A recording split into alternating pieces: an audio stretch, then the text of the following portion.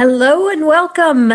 Thank you for joining me for my first after party. I haven't done this before, so I'm not real familiar with this. I've sent out a bunch of links to a few people, and I got a couple of responses, but I don't know if anybody's coming or not. And I saw that 3 people were waiting for the show, so we're going to go ahead and get started.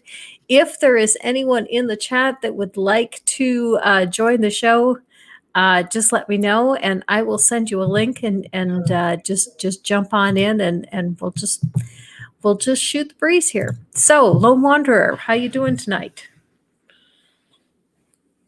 I'm good. I'm just really full from dinner. Okay. What do you have for dinner? We did some pan-fried tilapia burgers, and we had some Asian salad.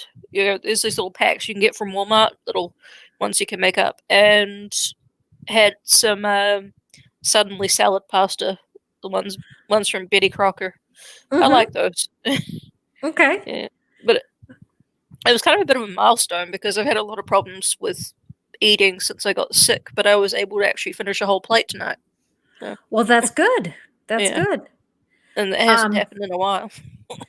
Can you share what the issue was, or is it something you'd rather not talk about? Oh, I don't mind. I got irritable bowel syndrome, and it developed after I got here, so I still profess there's something wrong with the water. Well, it wasn't as soon as I got here, but we moved down to the lower areas of Louisiana to work in the ports for a while, and the water there wasn't very good. But then it's a lot of stress as well living down there. So I think it was a combination, of a lot of things. But it was so bad at one point that I couldn't eat without taking medicine to stop me from throwing up.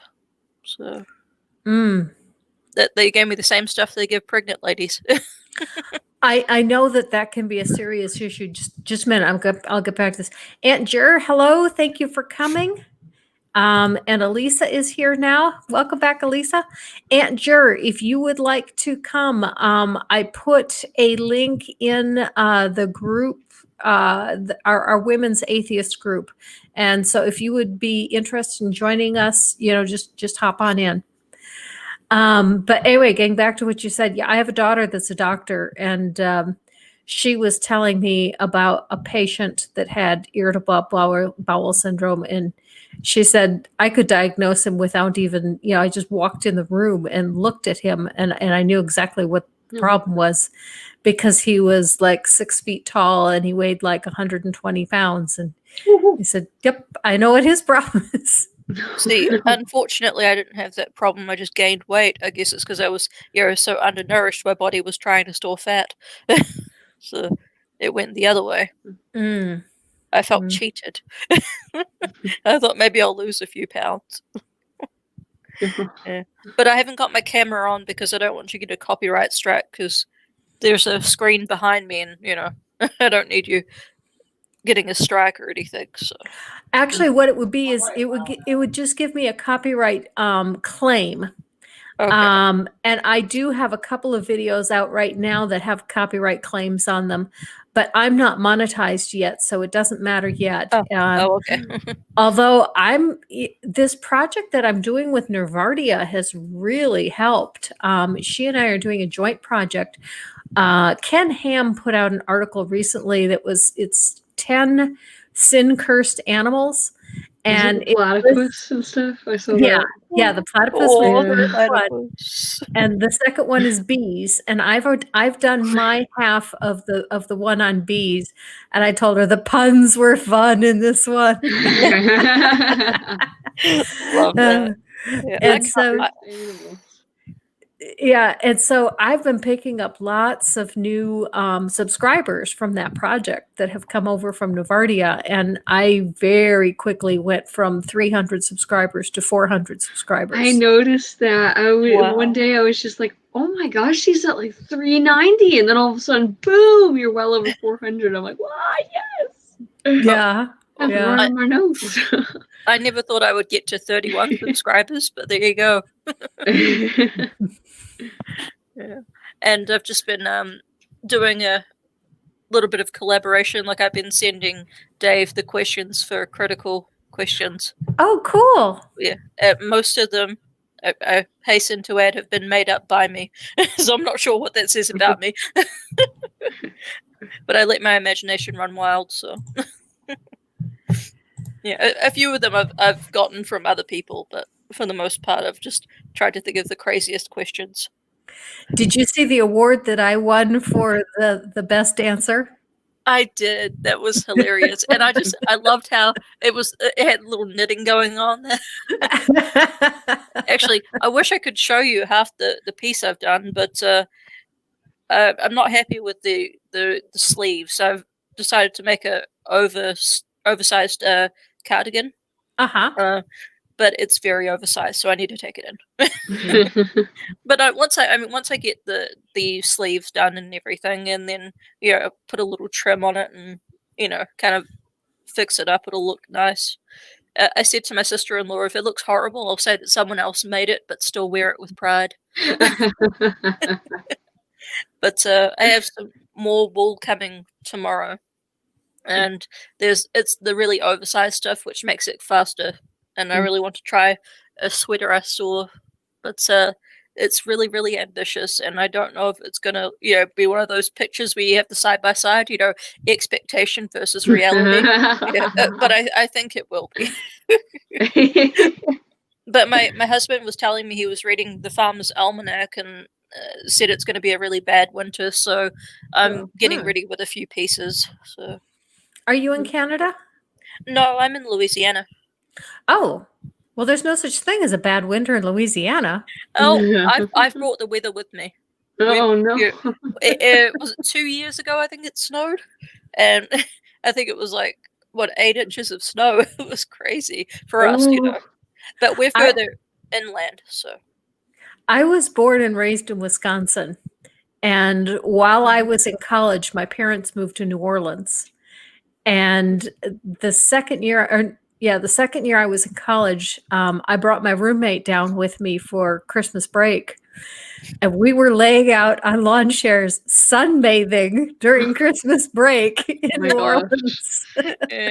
Oh, and all the people were looking at us like we were absolutely nuts because they were wearing their winter coats.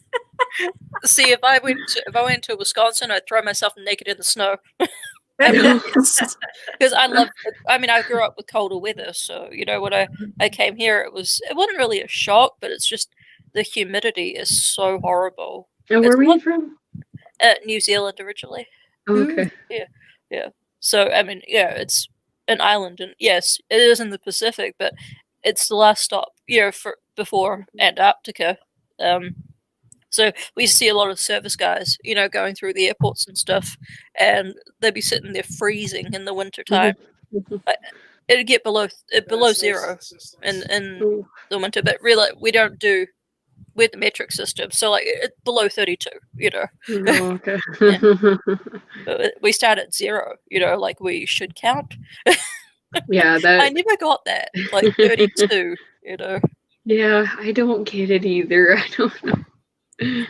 Well, because after the revolution, you were going to go to the metric system, but all the old timers, they were just like, we can't deal with this, so they just kept the imperial. And now, how are we supposed to switch over now? Because there's a billion of us in this country, and we don't want to change. We're stubborn. We don't want to switch to centimeters. That makes sense. My husband doesn't mind me telling the story, but one day I can't remember what it was he did to upset me, but I decided to get back at him. I'm just looking around, it was one of those stupid little arguments, and I saw the thermostat, and I know how to change it to Celsius. So I changed it, and he didn't look at it for a couple of days, and then I was getting really irritated because I wanted to look at it. I'm like, hey, what's the temperature in here? And he's standing there, and there's just dead silence. He's not looking at me. I'm like, what's the temperature? What's the temperature? But he's like, it's 21, but I don't know what that is. It was satisfying. I did the same thing at my in-laws' house, and then I didn't answer their calls, and they're like, "What? I don't know how to get it back." Just like, Eventually they figured it out though. But see, with the stove, I've had so many horrible cooking things because I'm setting the stove to like 180. I'm like, why is nothing cooking? It's on 180. You know? Yeah. Oh yeah, I understand. Where I should be starting at 350. Yeah. Yep. Yeah. But luckily having a gas stove top, like that's okay because it's like, you know, medium, high, you know, low. There's no issue there cooking Yeah. on the stove top, but that was hilarious though. Yeah. Oh man, that's funny. But I only saw the start of the stream for you, Granny, but what was the consensus? Just a second. I'm sending a message to Robin real quick. I'm hoping Robin will join us. Anyway, the consensus was that everyone needs to vote, and I knew that that's what it would be. I was quite shocked at Cynthia's position that she didn't want to vote for president because she really wasn't happy with either candidate, and I get that. You know, I do understand that. You know, I'm not all that pleased with either candidate either, but you know, when one is the candidate that's going to bring doom to the entire country and the other one we can at least live with, I think we need to vote for him. Yeah. I agree, and I'm surprised at at that, especially when there's so many people who can't vote.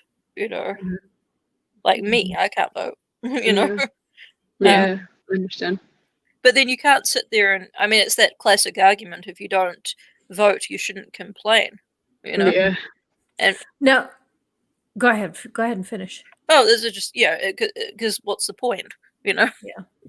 Now, Cynthia's point was that, as a Black woman, her biggest problem is race.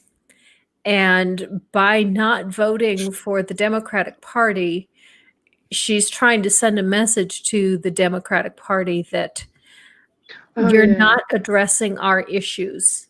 And if you want our vote, you've got to address our issues. And she does have a good point. So she said she is going to vote. She's going to vote for everyone else on the ballot, just not for that particular race. Yeah, I remember her making that point that because it was like the Black population has voted Democrat more than like any other demographic. Group. Yeah. Yeah, I get her point now. Yeah, I understand, but it's like, is it wasted breath? Are they going to listen? They haven't listened, in how long? But I mean, a point here, though. I think they would. If you're not getting the votes, you've got to figure out why you're not getting the votes. Yeah.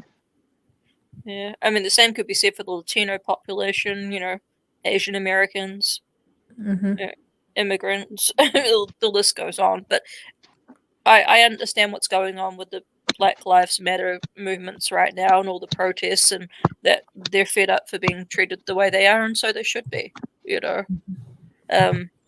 Should they be rioting in the streets? Well, if that's what it takes to get some press, maybe, But what's it going to do for the movement long term? That's what I think. What I wonder. I mean, I hope that things will change, but the violence and the racism is so systemic now. It's just, not to be a naysayer. No, yeah, I understand though. It's just where do you start? Yeah, one thing I've heard is not all people who vote for Trump are racist, but all the racists are voting for Trump. That's one thing I heard back in 2016 and stuff. Well, and that's a good point. Yeah, I mean, I know some people that I never would have thought would be Trump voters, but they did.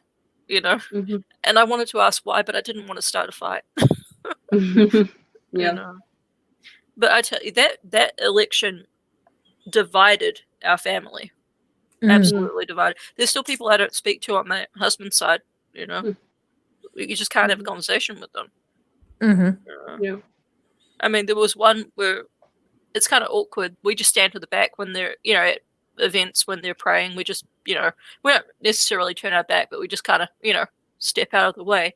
And one of them was like, "And God bless Trump," and I'm just like, "Oh Lord." He needs a blessing in his head. He needs a blessing of intelligence and humility in his head. I mean, and the worst part about it too with those gatherings is I really, really want to distract the children when they're they're praying, but I can't get away from it. Like I try to hey, let's play something right now, and get them all riled up and out of the way. But it's not my place, Yeah, and not my kids. Yeah. You can talk to them when they get older. Exactly. Yeah. And actually, that brings me to one of the questions I was writing for Critical Questions. So I'm not stealing Dave's thunder, but I like to put this one out there. I had a thought about it the other day. If a child came to you, wasn't your child, and asked you if there was a God, would you tell them there wasn't a God without talking to their parents? Would you just tell the child? No. Yeah. No. Because I was like, oh, I don't know what I would do. I think what I would do is I would tell them that there are different people that have different opinions on this topic. And some people believe there's a God, and some people believe there's not a God. And even those people who do believe that there's a God, there's people that believe in different gods. Some people believe in Allah, some people believe in Vishnu, some people believe in Buddha, some people believe in Odin. There's lots of different gods that different people believe in. Mm-hmm. And see, I had pretty much the exact same answer that you do to that. And I had a friend tell me that even that's going too far. And I should just tell them to go talk to their parents.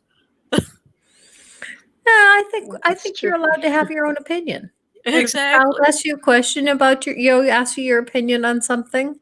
Just because your opinion isn't in agreement with their parents' opinion, their parents are welcome to tell them their opinion, and I can tell them my opinion. I feel like if I was that kid though, and I asked someone if they believe in God and they would say no, then for me, I would be devastated because I'm like, I thought you were a person who was a good person.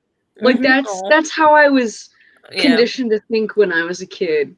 Yeah. Was that the Christians were the good guys and anyone who wasn't a Christian was a bad guy. That's one of the things I hate the most about my past in Christianity was that black and white kind of view of the world. Mm-hmm.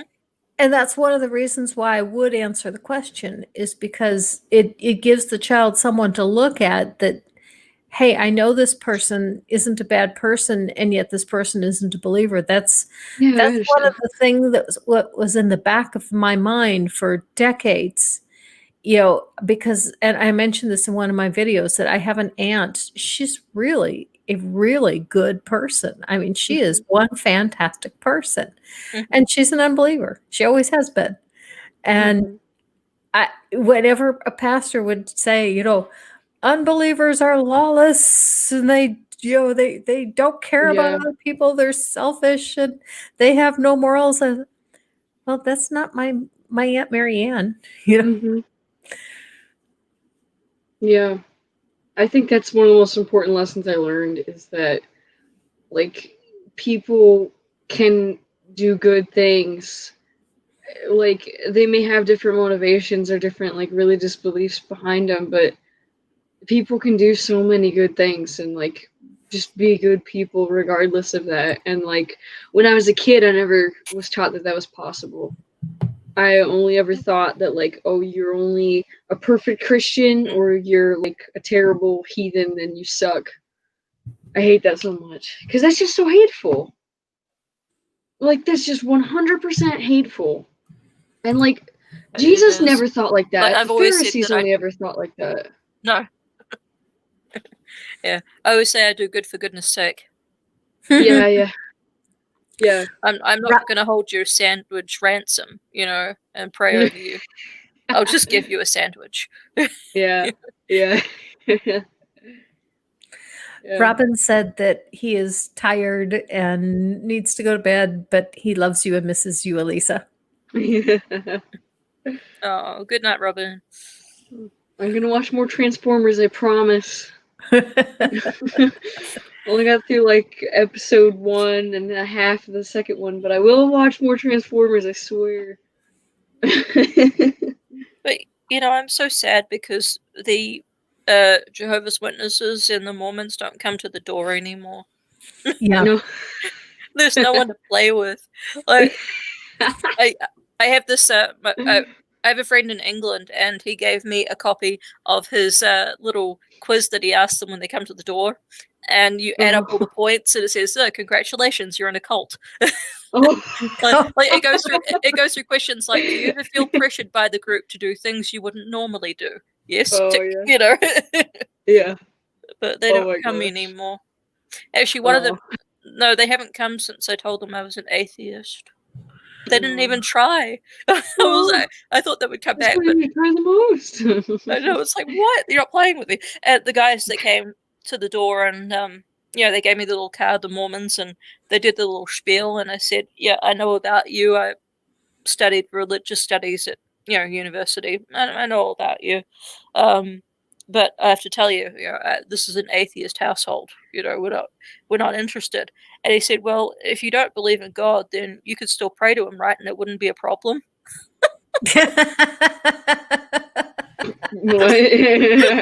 And I couldn't contain myself. I busted out laughing. Speaking of busting out laughing, we never did finish telling. I wanted to tell you the story of how that award came to be. Lone Wanderer was talking about a show called. It's a show. It's called Critical Questions, and Dave, the Critical Cripple, is the one that sponsors that show, and it's on. It's on in the morning, and I can't remember which days. I get a notice and it comes on, and it's always a panel of 6 people that are answering ridiculous questions. Well, there's a guy on there that calls himself a very stable milking stool, and he can be a bit, what's the word I want? Promiscuous? No, that's not the right word. Yes, but he's harmless, But he uses a lot of sexual innuendo and stuff like that in his responses and so forth. Well, before the stream, before the stream started, he was making jokes about my bush. And then when we got into the stream and the questions came on, one of the questions that came up was, "Do you trim your own bushes or do you hire someone else to do it?" And as soon as I heard the question, I just burst out laughing. I lost it because that's what we've been talking about before the stream. So, of course, I said, I answered it truthfully, which made it even funnier, which was I hire someone else to do it. And it was through me, though. That's a team of 3 men. If you need a team of 3 men, my goodness.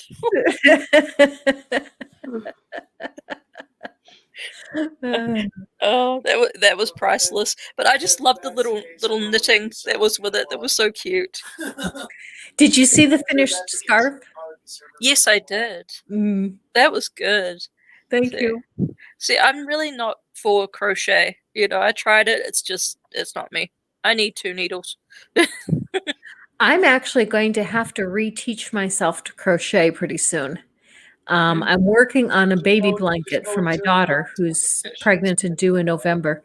But I'm developing so much arthritis in my left hand that even the crochet is getting painful. And I think if I reteach myself how to crochet with my right hand, I might be able to do it. Well, don't let me forget, because I've been looking up some YouTube videos about how to, knit or crochet more ergonomically, and I found something similar to that, so I have to send it to you on Twitter. Okay. Yeah, just to help with that. Like there's one. This laptop is about to explode. The what? This laptop, it's like 1,000,000,000 degrees. I'm using my mom's computer because streams always chug on my own laptop. And her fan is always like whirring really loud, and I'm like, how hot is this thing? It's like gonna melt my hand. Sorry, go ahead. No, that's fine. It's just what the girl was doing is she was doing almost like a reverse continental on the knitting, but she was doing it such that she was only moving the tips of her fingers and nothing more, like wasn't moving the wrist or anything. I couldn't figure out how she was doing it. My problem is that I have very loose joints. I have 36 double joints. And the one that causes, let's see if I can get this in the camera to where you can see it. And I need to turn my hand that. Yeah. I can see it. It's this joint right here Mm-hmm. is my problem. Yeah. Because when I crochet, that pops in and out, in and out, and the friction from the popping is what hurts it. The first thing I had to give up from that was golf. Oh. Playing golf, gosh, so painful. And I was surprised when it started with something as simple as crochet starting to bother me. Mm-hmm. Have you thought about maybe switching to the loom? Oh, that's an idea. Yeah, because you can still use the crochet hook and do it with the other hand on the loom. It might be a little easier. I don't know. I tried to figure out the loom. I just ended up throwing it across the room. I was just like, rage quit. I can't do this. I'm just going back to knitting. But I've been trying all the different, knit stitches, and I cannot figure out how to do the purl stitch. I've looked at 25 different videos. They're all doing it from different angles. Every time I do the purl stitch, it just looks horrible. Like it sags. All it is it's just the same stitch. It just goes in a different direction. I just don't understand why I'm not getting it. I know that. I know it's a backwards knit stitch. Yeah. I know this, but it's just not. It's not computing. I don't know why, but I really need it because I need to do the stockinette stitch for the sweaters. Mm-hmm. But I feel talking about this, gosh, and my aching bones. And but no, it's actually been quite therapeutic knitting. As you kind of get into like a trance, and then you just forget about everything. Until you drop a stitch, and then you're mad. Yeah. That's why I don't like knitting. If I make a mistake in crochet, I can usually find a way to go back and fix it. And if I make a mistake in knitting, I've just got to tear it all out till I get to where the mistake is and then redo it. I mean, not necessarily, because you just get a tapestry needle at the end, and then you weave the wool in. Weave it in? Yeah. Okay. Yeah. Okay. See, I didn't know that either. So for the first couple of times, I'm just ripping it all out, and I found, I'm like 25 rows up, and I see something. I'm like, oh my gosh! So I'm like, start again. Mm-hmm. But I've made a lot of rookie mistakes because I'm still really new to it. Like, I didn't realize that you should probably get like bigger types of chunkier wool, not the really thin stuff. Otherwise, you'll be there till next Christmas. And, so it's been a bit of a journey. But now I have the biggest knitting needles that you can buy, and now everything is quicker. Like, I probably did the 4 panels that I needed, for the cardigan, and I knocked those out in about 4 hours. Whereas if I was using the smaller needles, that would have taken me like 3 days, and I would have just given up. Yeah, I don't know. Do you do any crafts, Elisa? Any knitting or? I don't do like knitting or anything, but I do sewing stuff. Yeah. Oh, that's good. It started with like just simple projects, and I actually use it a lot to like fix my pants and stuff. Fix clothes, but here I can show you something. Elise is also an artist. She draws. Oh, yeah, did she do the pictures for you? Or? Actually, that was Matt. Matthias, right? Yeah. But anyway, I have this little. Oh, it's kind of small. There you go. This little rocket dude. Oh, look at it. Oh, that's cute. He's from that weird video game I'm obsessed with. What game? Which game is that? It's called Starshot Space Circus Fever. It was on the Nintendo 64. And it's really weird, and probably no one's heard of it.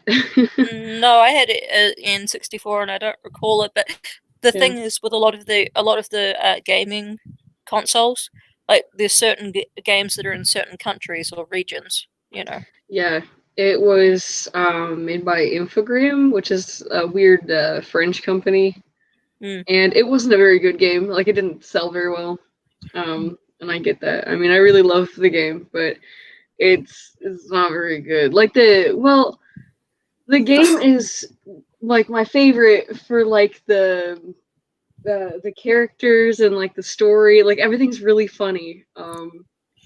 and really interesting, but the actual like gameplay is kind of bad because some of the controls are not good, and the camera is the worst.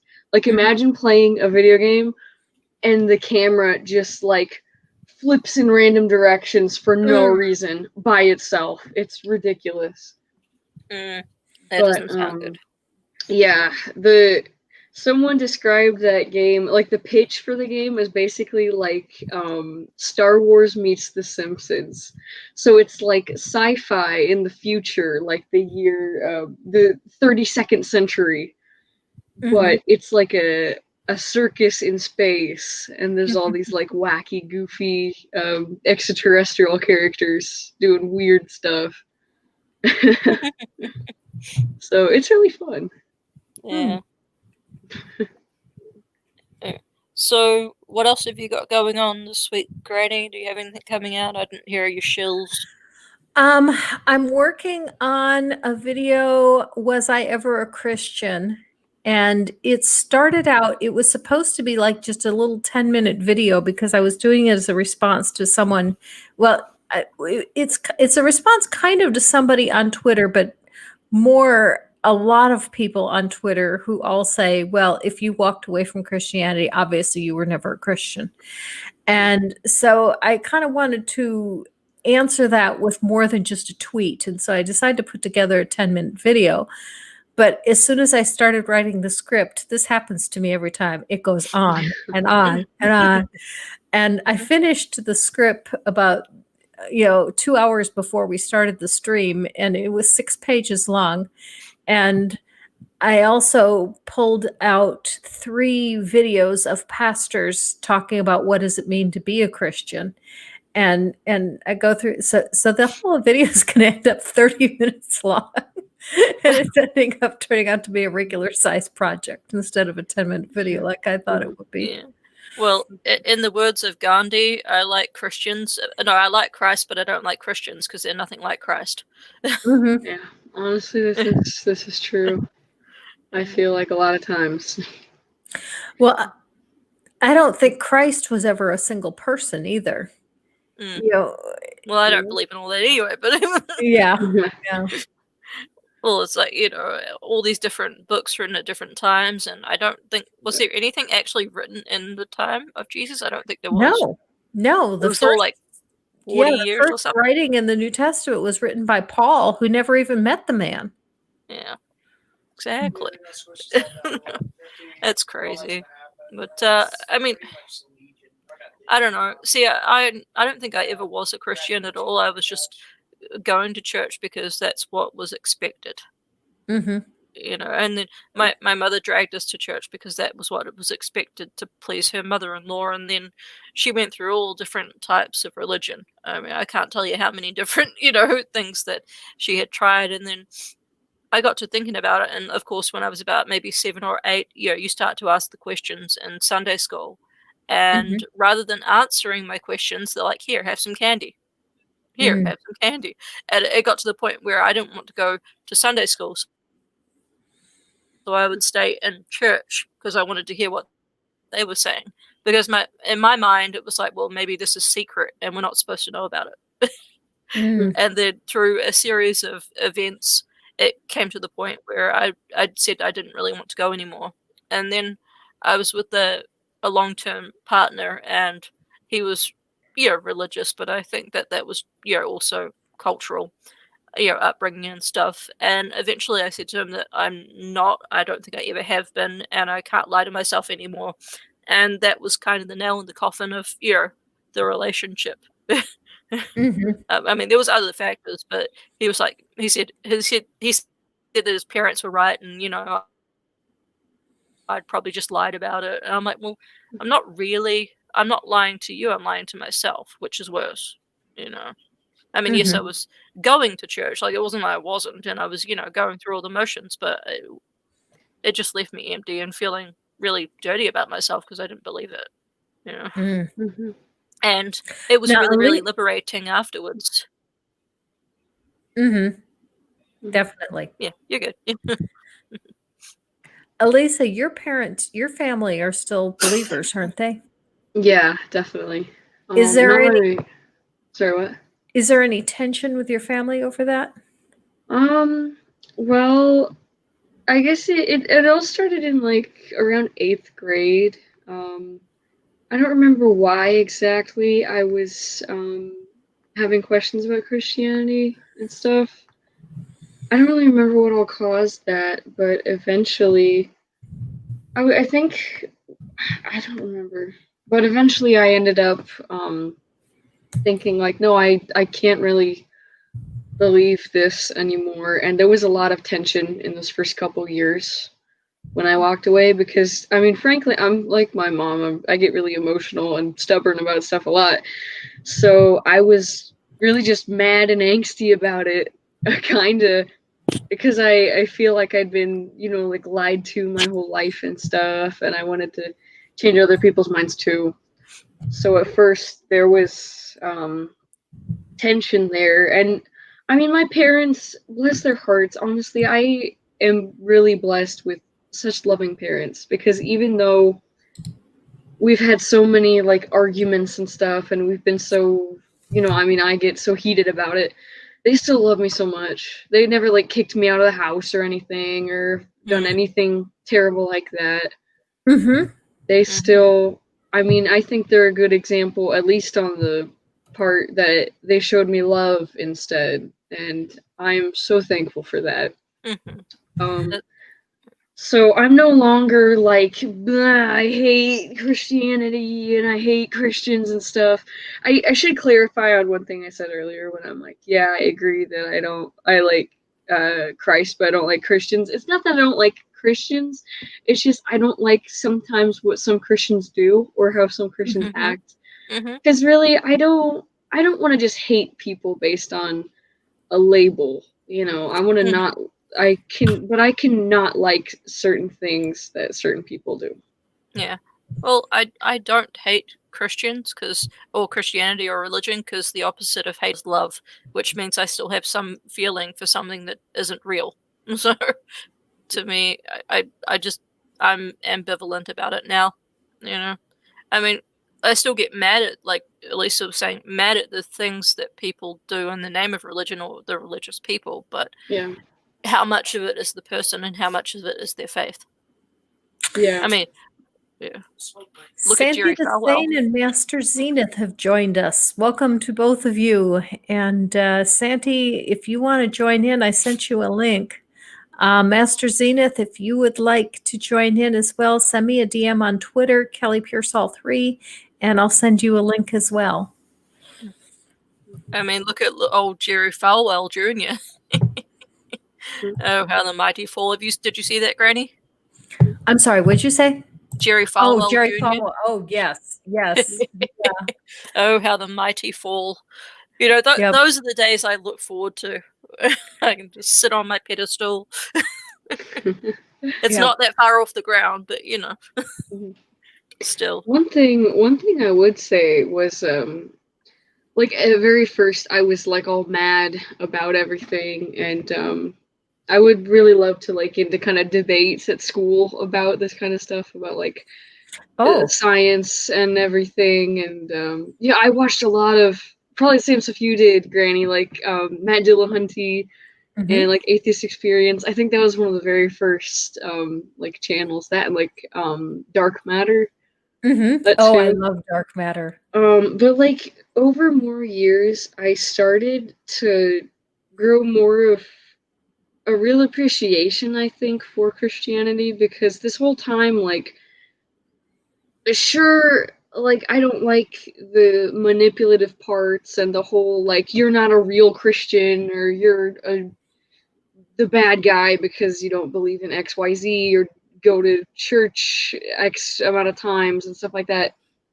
But I learned to appreciate that Christianity has, I feel like, been a good influence in my life in a lot of different ways. And like in how I see that a lot in my parents and in a lot of other people too, but my parents as an example in how I don't know, they love me no matter what. And I mean, I've been really stubborn. I'm just like my mom. I'm super stubborn. And but they love me anyway, and they're always trying to show me the love of Christ and stuff. And I mean, Christianity has had a really good impact on my life and has taught me important lessons about loving people and self-control and all these different things. So really, I lost the anger about it and gained this sort of like I'm not exactly a Christian now, but I have this new appreciation, I think, for Christianity.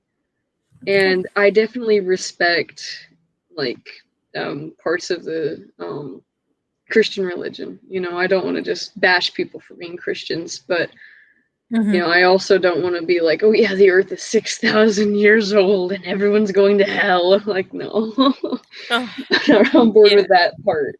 And calling dragons dinosaurs. Oh no, what?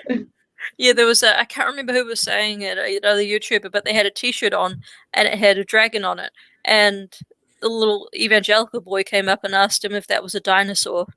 What? On his shirt. I'm just like, oh. But I mean, hello, Andrew. It's good to see you. Hello. I don't understand how you can think that the world's that young or old, however way you want to say it. You know. Yeah. That was one of the first things that I thought was really dumb. Sherry or Susan, my older two, who are a lot older than Robin, when they were in like 6th grade, one of them missed a day of school from an illness and brought home a Ken Ham video that was Lord. what they had been shown in school, and I watched it with, and Ken Ham was saying, if your teacher says that the earth is more than 6,000 years old, you should respond by saying, were you there? And But were you there?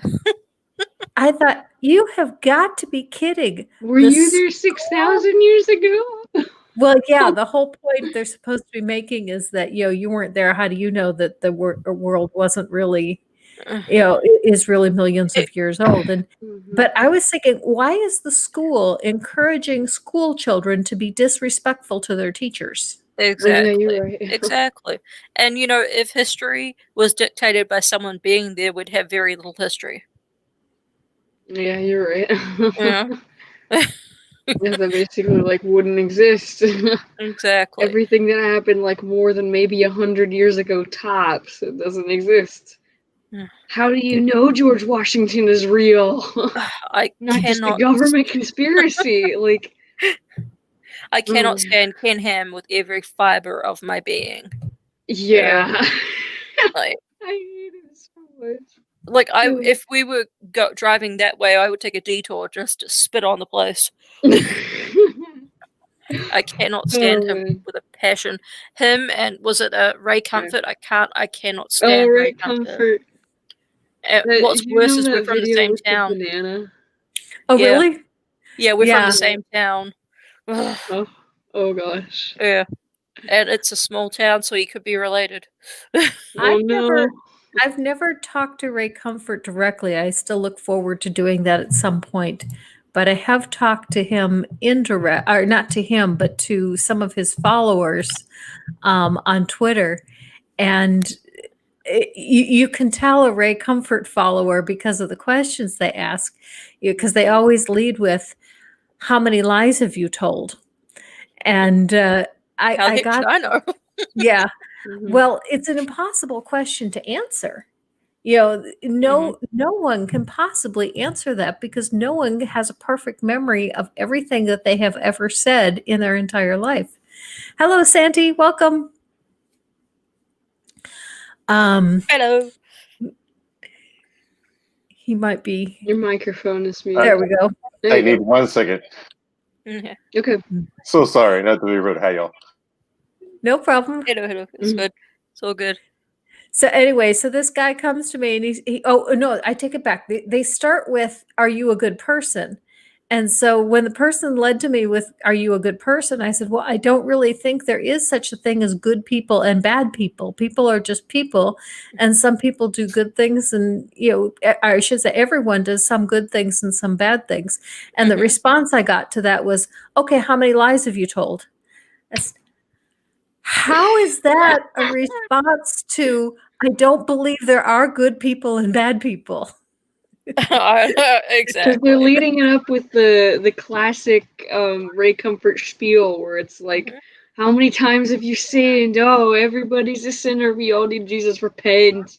Right. I actually, I don't know if I can still find it, but my brother has. Have you ever seen those musical introduction? Have you ever seen those fake dollar bills and they'll have like it's so irritating. tracks on them? Yes, Yeah. I picked one of those up thinking it was 100. I was like, woohoo! Nope. Yeah, it was like a $1 million bill or something. It was like the $1 million question. Will you go to heaven? And then on the back it had those same questions all around, and I'm like, no, it's the Ray Comfort thing. No. Well, one street evangelist once asked me, had I found Jesus? And my response was, I didn't realize he was missing. Yes, he is missing from America. Wow. Oh, the best one I used to do too was they would have like Jehovah's Witnesses and Hare Krishnas and all sorts in the street, trying to get to you. So I used to carry around a little Good News Bible, and the Hare Krishna would come up and say, "Have you got a minute to talk about whatever it was? I can't remember." And I'm like, "Have you heard the good news?" And I pull out the Bible and just like do the worst smiling face I could possibly muster, and they would get really awkward and just walk away. I'm just like, yeah. You know what you could say if someone asks, "Have you found Jesus?" Yep. You'd be like, "Oh, I don't know, but don't worry, he's coming back soon anyway." Exactly. And like the questions I'd ask myself as a little kid, I'm like, if heaven's so great, how come no one sent a postcard? How come no one's calling and like, trying to sell this stuff? Well, people have gone to heaven and come back. Dun, dun, like, dun. Where are they? Where's the brochures? The brochure is the Bible. It's too long. Well, actually, like in the afterlife, it has like 5 sentences about it. Like, it's not really a brochure for the afterlife, and then what they actually told you is horrible. Like I think you get to like fly around God and like sing all day for eternity. For me, that's like torture. Like it's like Christian radio forever. I can't stand a 10-minute car ride. You couldn't give me enough streets of gold to go up there. I don't know. Hell kind of sounds like heaven. My husband pointed out something to me that I never would have thought of, which is, they talk about the angels, and they have 6 wings, and with 2 they cover their faces, and with 2 they cover their feet, and with 2 of them they fly. And did they run into each other? So they can't see where they're going. Yeah, are they just shy, or do they need some glasses and socks? Like, yeah, they have like a bunch of eyes. They have like a 16 or 18 eyes. Like, because they have like 3 heads. Like, that is creepy. That is not angelic. That is creepy. In like Revelation, right? That's straight out the description of an angel. Yeah. Like it's a horrible freaking monster from outer space. You know what that makes me think of though? In what is that? I don't remember what book, but like the story of what is it, like Sodom or whatever, Sodom and Gomorrah. When everyone wants to like have sex with the angels and stuff. Why were there these freaky eyeball creatures with 3 heads and 6 wings? Well, no, but they were inhabiting avatars at the moment that were very like good looking men at the time. Okay, maybe that's the interpretation. It was limited, the pool. Well, you know what happens in the story, right? Like he gives his daughter. No, he gives his daughter instead of the angel. Yeah, he's like, don't do that. Just take my daughters instead. Well, wow, great father. My virgin daughter. don't feel bad for the daughters though, because in like the next chapter they're like, "Yo, let's get busy with Pops." It's like, what? There's no good guy in this You can story. get your moral from the Bible and get very kinky. Oh my The gosh. family that plays. Not being a Ask man. someone on Facebook. Sorry, what? Go ahead. Go ahead. I was saying, not being a man, I can't really answer this, but one person was saying, was pointing out, they said, all right, it says that the two daughters basically raped their dad, but really, could they get the correct reaction so that they could get pregnant without his consent? Or isn't it more likely that the dad had his way with the daughters? I don't know. Well, it was a different time. It was a different morality, you know. There was a lot of wine involved. Yeah, there was a lot of wine involved. Yeah. I don't know. I mean, yeah, that's the whole genetic purity thing. Ugh, yuck. You're good. Yeah. Maybe those dudes weren't even gay; they were just drunk. Because everyone's like, "Oh, homosexuality is bad because look what happened to all these dudes. They all died." It's like, is that your one good reason? No. No. Hey, it's not gay. The thing is, like, incest. It's like it's wow. The Bible has like a very big like incest like theme going on. Oh yeah. Like there's like like so it doesn't really surprise me. Like since the dawn of time, like, right? Adam and Eve. Supposedly we're all related. We all go back to like one couple. Yeah. That's a lot of sister and sister, cousin and cousin. Yeah. Well, and then God wiped it all out and started all over again with another couple. I mean, Paul was related to Noah and his wife too. What was it? That was one of the questions I asked the Mormons when they came to the door. I said, if God created Adam and Eve, and they had Cain, Seth, and Abel, where'd their wives come from? Well, the explanation I always heard was, there is a verse in there that says that they had other sons and daughters. So obviously they married their sisters. Yeah, but he was trying, because he was trying to say that wasn't in the Bible at all. Oh, yeah. Or maybe God just ripped out more ribs from Cain and Abel and just... You know what I don't get? No. Go ahead, Santi. By the time Cain and Abel come around, we already have cities. It's not just them and their wives. Like you have like they have a dad and they have a mom, and they're not like Eve and Adam. Like they're already like down the line. Like there's already like a population thing going on of incestuous children of this one couple that is still alive. So like, makes so much sense.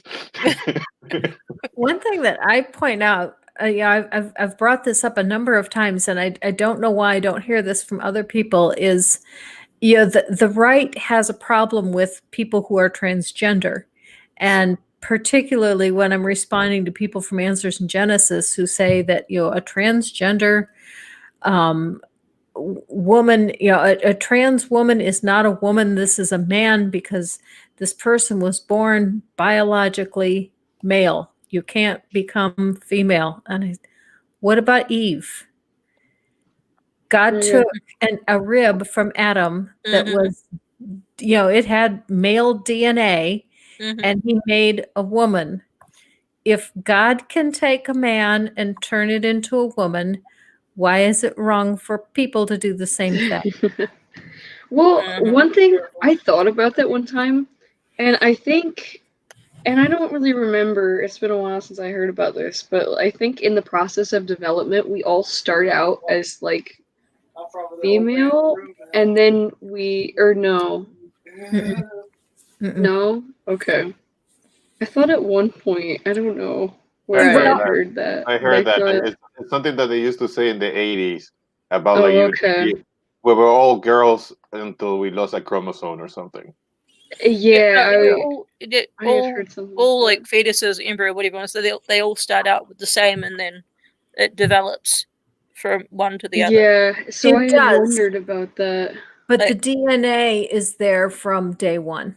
Oh, okay, Yeah. gotcha. Yeah, so we're all girls, and then either you turn develop into a boy, or you stay a girl. So wait, you're saying that is how it is? It is not how it is. No, that is how it is. That is how it is. Okay. Yeah. But the DNA is either male DNA or female DNA Oh, yeah, I from the get you. moment of conception, even though the fetus doesn't have the development. Yeah, the DNA is there from. Okay. Yeah, I was wondering about that. And then that's how you come up with your what do they call it? Intersexual now, or intersex? I don't know the right word. When I was growing up, it was hermaphrodite, but apparently you can't say that anymore. I mean, you can't say hermaphrodite anymore? Yeah, apparently you have to say intersex now, because hermaphrodite is wrong to say. I was like, okay, I didn't get the memo. Yeah, my bad. That's how I learned about it. There's a whole movie about it, like Spork. Beautiful movie. But, sorry. What, Splice? It's called Spork. It's an independent movie. It was in the Sundance Festival. Yeah. It's about this little girl that's intersex. And it's about she's like she lives in like a trailer park. It's like she doesn't have like a lot of access to information per se. So like she starts learning about what she is, and it's a really good movie. Yeah, I have to look it up. Spork. Yeah. Spork. That's a clever name. I like get the spoon and fork in between. I get that. I was like, that's a weird, and then I'm like, oh no, I get it, like that. Yeah. Hey, sporks are useful. Oh yeah, high school was great. Oh yeah, I was gonna say I haven't seen one of them since middle school. I don't want to think about that. Maybe even elementary. I don't know. I have a huge, I've got a pile of them that's like that big. Now, some of them are forks and some of them are forks. And they're all the plasticware that come from when we order food, and they give us plasticware with it, but we don't use it because we just use our regular silverware and we save it all. And if we ever find a homeless shelter or someone that wants it, I've got this huge stack of plasticware. Yeah, I save that stuff for when company comes, because I usually have a lot of people and I'm not doing dishes. Yeah. We call it the good China. I used to save all this stuff for the same reason, but now we moved to a small town, so nobody visits. So there you go. So instead of bringing out the fine china for your guests, you bring out the plasticware. Oh my god, my headphones broke. The moment that I get some guests, off it goes. No, we call the plastic stuff the good china. it's a family joke. Like, they break out the good china. Wow, that's awesome. Yeah, but now everyone wants to come to our house because it's the bigger house, and it's like it pretty much in between everybody, so equal distance, and I don't want them over. So I got an excuse now with Corona. But no, like we moved to a tiny town in the middle of Florida. Like there's like 10,000 people here. So, but we used to be in Miami, so we there like we have people all over the weekends, every weekend. So yeah, we kept all the plasticware. Doing dishes for that many people is insane. Oh yeah, it is. Big family. Yeah, even having a dishwasher, it's like there's only so much you can shove in that dishwasher. I hate dishwashers. I find them pointless. But you had to wash the dish before you put it in the dishwasher. Not if it has then you the leave rinse it there for an hour. Not if it has the rinse function. You have to wash it. There's something like caked on it though, and then you gotta get that off. Yeah, you have to wash it before you put it in there. No, I bought one of those fancy dishwashers that has like the self-cleaning filter, and it has like the rinse cycle, and it comes out fine. I never had a fancy dishwasher. Well, it was on sale. Think about that here. Also, it was on sale. But I was so mad about that too, because the guy who hooked it up, I don't know much about electric, but he cross-wired it and nearly burnt the house down. Ooh. Yeah. And then come to find out, I called Home Depot and they said that the people who come to install the dishwashers aren't even certified. They just teach them how to do it. Oh, shucks. Sorry, I was mad. Because I went to plug something in and then things, but tripped. Sorry, what you say? As a handyman, speaking as a handyman, it happens. Sometimes you're distracted, you put the wrong wire somewhere that doesn't go, and then you burn down a house. It happens. I mean, it's poor guy. Yeah.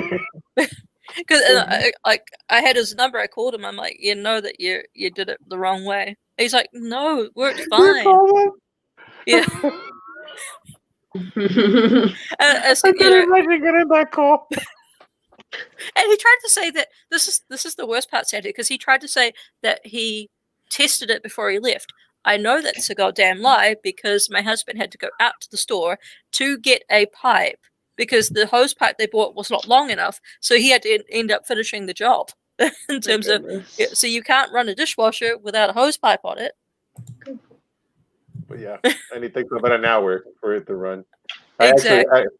I actually had to go fix a dishwasher today that was clogged, like nothing electrical, right? Mm-hmm. And we had to leave because you're not gonna stand there for an hour until you don't try it. Like they call you if there's a problem, But hopefully you don't burn the house down. Right. So did you give them a lesson, a scolding on rinsing dishes and? No. So it doesn't get clogged up. Yeah. Oh no! I had to take the whole thing apart and I vacuum it, and it was disgusting. I don't know when I go through it.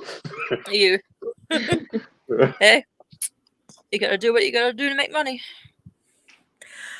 Well, we've been at this a little over an hour, and it's fun, and I'm enjoying talking with all of you. But it is getting late, and so I'm going to have to go ahead and say goodbye and close down. Yeah. So, but thank you for coming. Thank you to those in the chat. Lone Wanderer, it's been great chatting with you for the whole hour. And Elisa, thank you that you were able to come. Santi, I'm happy you were able to pop in. Aunt Jur, thank you for the links there. And Santa Zenith, you've added some fun commentary. So thank you all for coming to my party. Oh, you're welcome. All right, I'll see you guys again. Bye. Bye.